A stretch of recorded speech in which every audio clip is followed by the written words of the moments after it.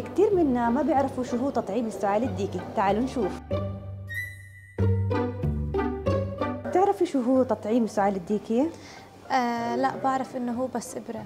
بعرف انه التطعيم بينعطى للست الحامل بالاشهر الاخيره، بس ما عندي عنه اكثر تفاصيل. لا، بس بسمع عنه مع اول مره، يعني ما بعرفش عنه شيء. مراكز الحياة الطبية بتوفر لكل ست حامل من الأسبوع 27 للأسبوع 36 تطعيم السعال الديكي، طبعا مصرح فيه من وزارة الصحة. هو عبارة عن تطعيم بنعطى للست الحامل في الكتف.